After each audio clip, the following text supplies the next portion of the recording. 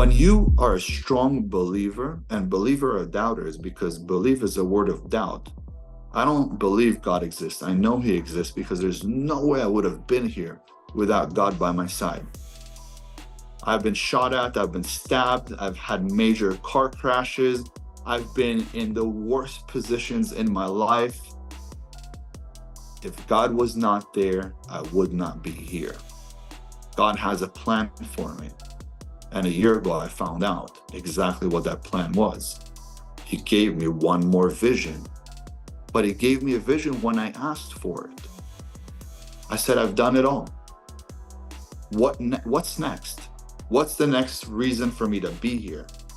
I have no reason to be here.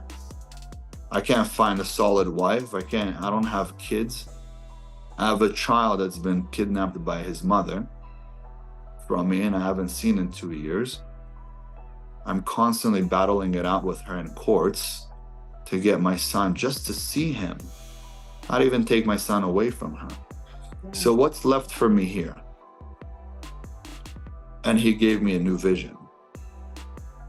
And every time you get a new vision, you create more infinite intelligence.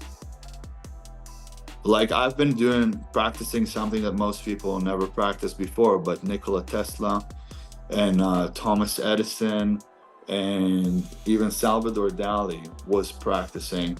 And they would sit in a room and they would darken the room completely and cover their eyes. And they would hold either keys or metal balls in their hands. And they would lean backwards on the chair and they'd put metal plates around them. So when they fall asleep, the balls fall out of their hands. When they fall out of their hands, it hits the metal and they wake right back up. They believed in the same thing that it tells us in Judaism. When you go to sleep, your soul leaves the body. When it leaves the body, it speaks to God. It goes to a place called the quantum realm, where you could create all the inventions, all the creations. You create infinite intelligence. You create anything you want in that world, and you bring it to the physical world. So there, you are going to a place where you're almost like hypnotized. And when you wake up, first thing when you wake up, the first state, it's called alpha state, and then you move into theta. So alpha is when you could actually